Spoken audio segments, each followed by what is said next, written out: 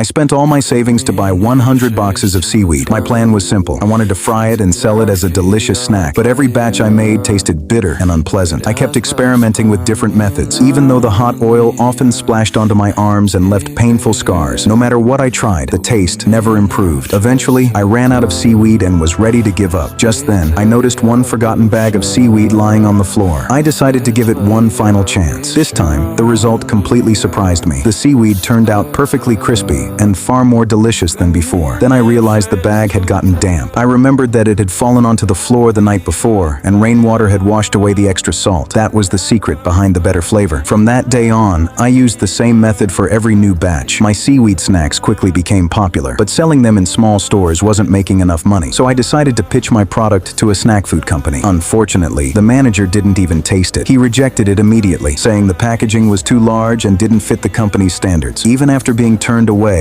I refused to quit. I hired a design company to create brand new packaging and returned to the company. This time, the receptionist told me the manager was in a meeting. I waited the entire day, only to realize he had been avoiding me the whole time. Disappointed, I left the building and accidentally forgot my seaweed snacks inside the elevator. Soon after, an employee found them and decided to try one. The taste was so good that he even licked his fingers. Excited, he shared the snacks with his coworkers, and eventually the manager tried them too. Not long afterward, I received a call asking me to come back. The manager offered to place an order for 1 million packages, but only if my factory could pass a health inspection. I was thrilled, but there was one huge problem. I didn't even own a factory. I sold my car, rented a factory on the outskirts of the city, renovated it as quickly as possible, and hired several workers. During the inspection, the manager pointed out multiple problems. The workers weren't wearing gloves, the light bulbs didn't have protective covers, and the sinks couldn't be operated by foot pedals. I accepted every suggestion and immediately fixed every issue. 3 days later, the inspection results finally arrived, but the fax machine had run out of ink. I rushed outside, held the paper against the sunlight, and managed to read a single word: passed. At that moment, I knew all my hard work had finally paid off. 2 weeks later, I officially signed the contract with the snack company. Years later, my seaweed business grew into a massive company worth over $15 billion,